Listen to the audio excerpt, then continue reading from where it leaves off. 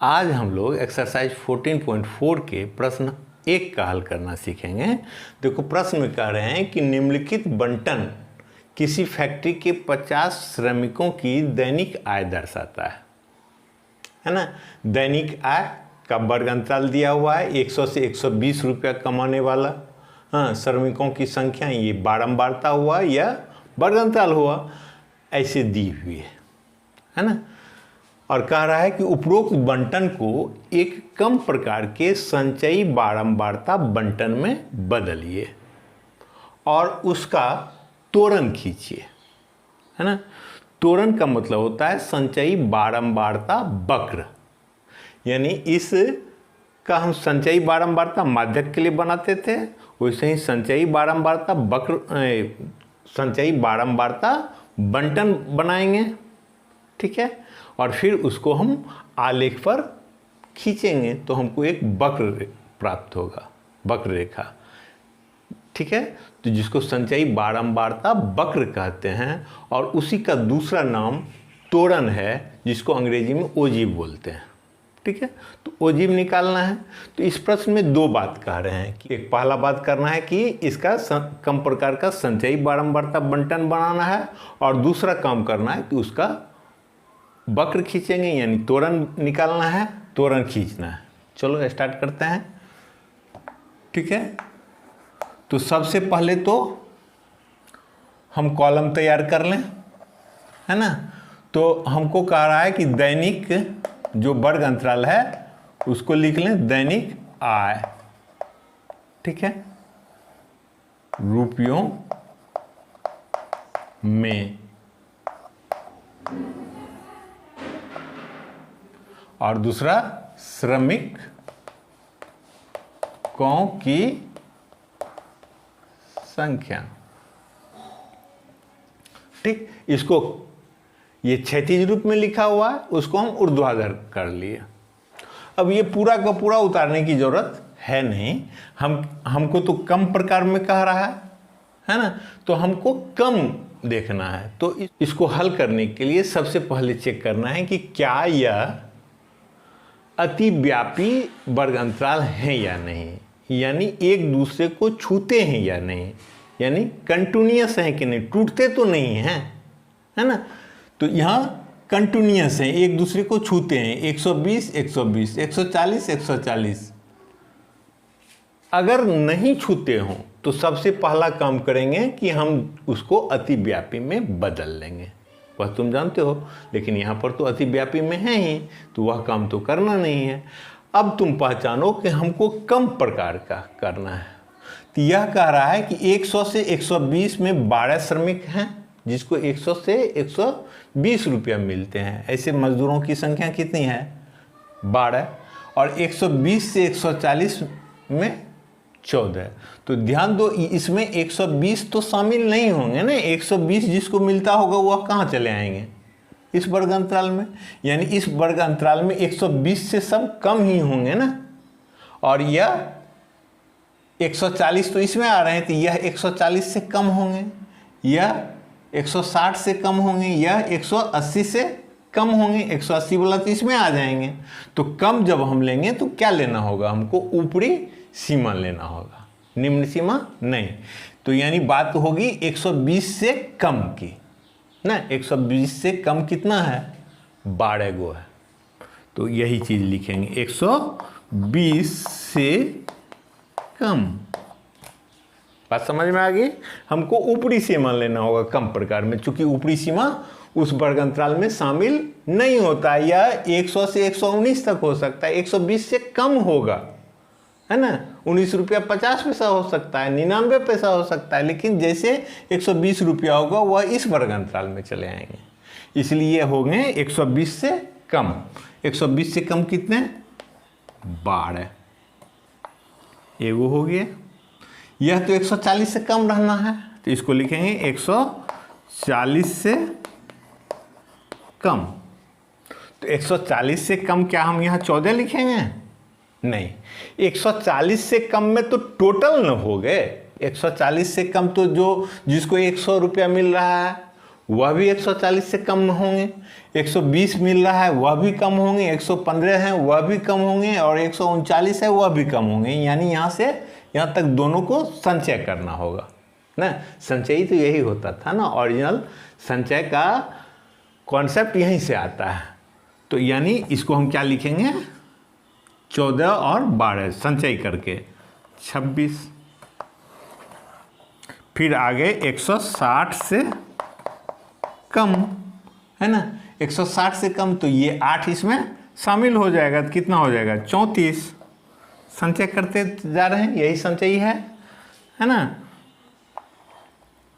और 180 से कम, 180 से कम, ये 6 भी इसमें जुड़ जाएंगे, कितना हो गए 40। और 200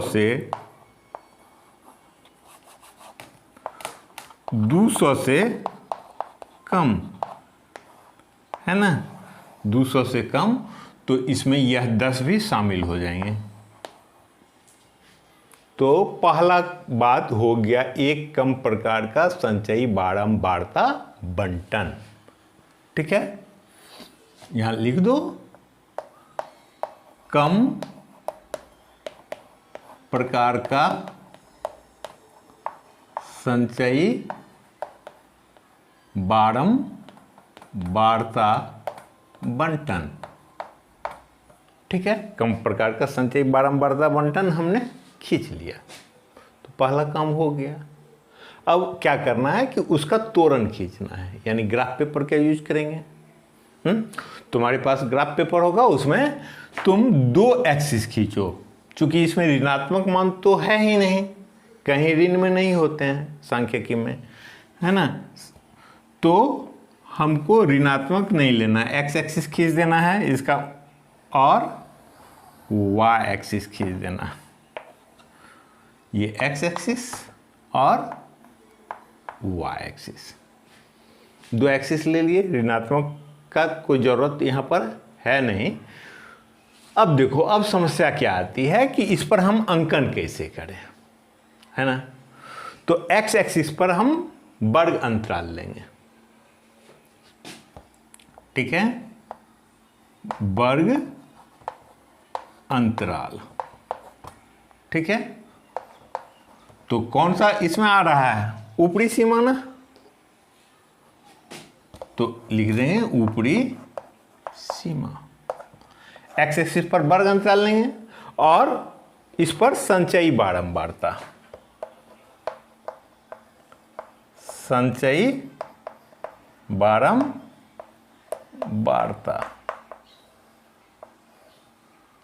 इस पर संचयी बारंबारता लेंगे। ठीक, अब ये प्रश्न में वर्ग अंतराल, इसमें हमको दैनिक आय दिया हुआ है, तो तुम इसके बदले में यह ना लिख करके दैनिक आय लिख सकते हो। दैनिक आय रुपयों में, है ना। और या तो यह लिखेंगे या यह लिखेंगे, संचयी बारंबारता। तो यहाँ श्रमिकी की संख्या भी तुम इस यह ना लिख करके तुम लिख सकते हो श्रमिक की संख्या। तुम यह भी लिख दो, कोई बात नहीं है। तुम हालांकि प्रश्न के अनुरूप हम मॉडरेट कर दिए, लेकिन ना भी करो तो कोई बात नहीं है। तो ये निर्धारित कर लिए कि किस एक्सिस पर क्या लेना है, पहला काम हो गया। ठीक, दूसरा काम करना है कि एक्सिस पर अंकन कैसे करेंगे। ठीक, तो देखो कि हमको वर्ग अंतराल जो है इसमें यही ऊपरी सीमा ही लिखाएगा, है ना। तो यानी 120, 140, 160, 180 और 200, कितने का अंतर है, 20 का। तो 1 यूनिट, हाँ, तुमको इसमें तो ऐसे ऐसे ऐसे और 10वां रहेगा बोल्ड, है ना। हर 10वां यानी 10 यूनिट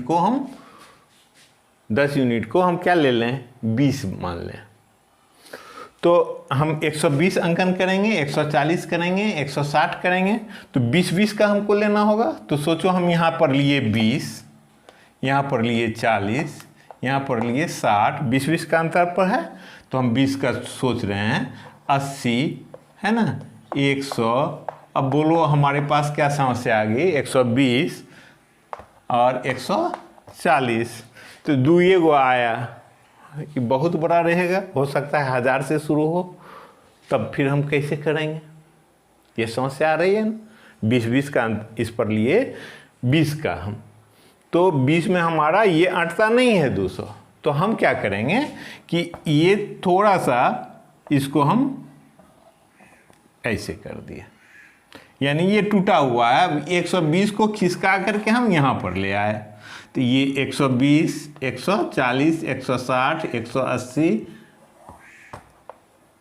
200 और 220, 240 ऐसे रहेगा। 1000 से शुरू होता है यहाँ शुरू, यानी थोड़ा सा हम यहाँ तोड़ा हुआ दिखला दिए कि ये बहुत दूर से हम खींच करके लाए। अब 120 से शुरू कर दिए जहाँ से हमको ज़रूरत है, 120, 140, 160 इस पर ले लिए, तो एक्स एक्सिस पर हमने खींच लिया। अब वाई एक्सिस पर हम क्या करें, वाई एक्सिस पर देखो हमको 12 अंकन करना है, 26 करना है, 34 करना है, 40 करना है, 50 करना है ना।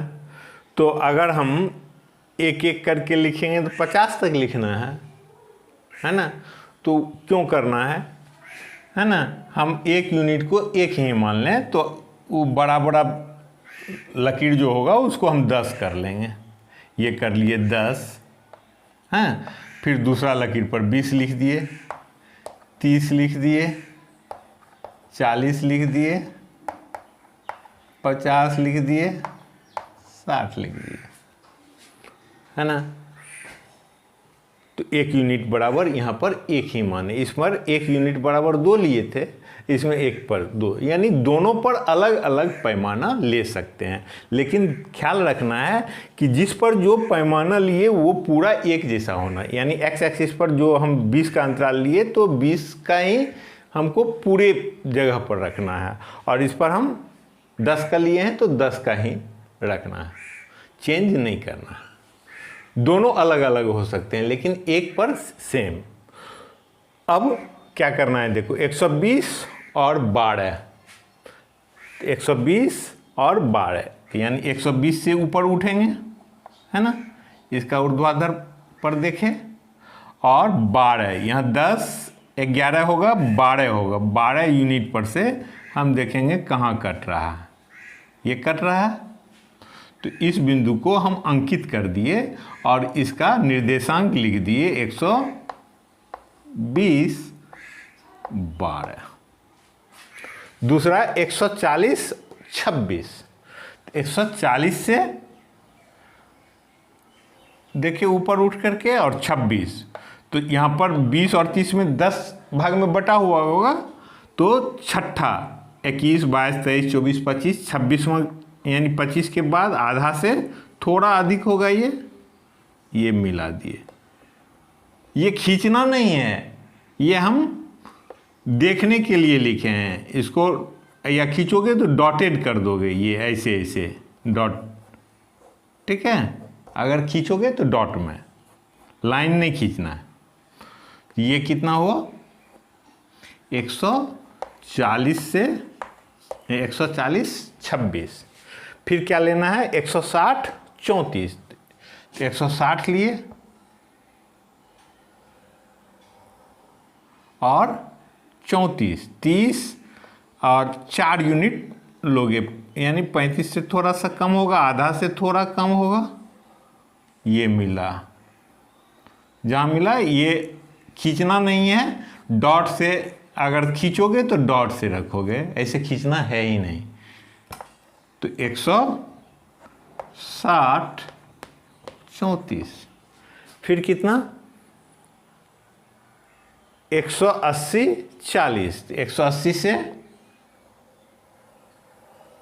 बढ़े और 40 को काटे, यहाँ मिल रहा है ना।